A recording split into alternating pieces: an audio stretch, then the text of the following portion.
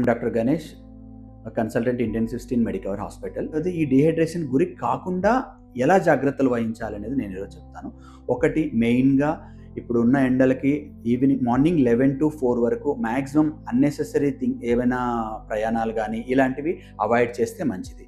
రెండవది పిల్లలు వచ్చి ఇప్పుడంతా హాలిడేస్ ఉంటుంది కాబట్టి గేమ్స్ ఆడుకోవడానికి వాటికి ఈవినింగ్ టైం పోస్ట్ 5 PM తర్వాత ఎంకరేజ్ చేయండి.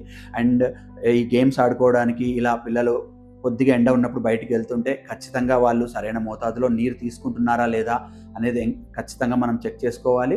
Daily at least 1-1.5 litres above 2 years చిన్నపిల్లలు ఉన్న వాళ్ళకి ఖచ్చితంగా వాళ్ళు 1-1.5 లీటర్స్ వాటర్ తాగేలాగా.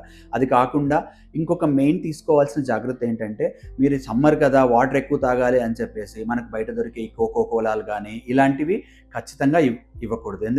ఇంకా మీకు పాసిబిలిటీ ఉంటే కొంచెం లెమన్ జ్యూస్ కానీ, లేదు అంటే కోకోనట్ వాటర్ కానీ, ఇలా లిక్విడ్స్ని చాలా ఎంకరేజ్ చేసి పిల్లలకి డిఫరెంట్ కలర్ బాటిల్స్లో ఇస్తే వాళ్ళకి టార్గెట్ లాగా ఈరోజు ఈ బాటిల్ కంప్లీట్ చేయి, నీకు అప్రిషియేషన్ చేయడము ఇలాంటివి చేస్తే వాళ్ళు ఎక్కువ నీరు తీసుకొని డిహైడ్రేషన్ గురి కాకుండా ఉంటారు. సో జాగ్రత్తగా ఉండండి. ఈ సమ్మర్ నుంచి సేఫ్గా ఉండండి. Thank you.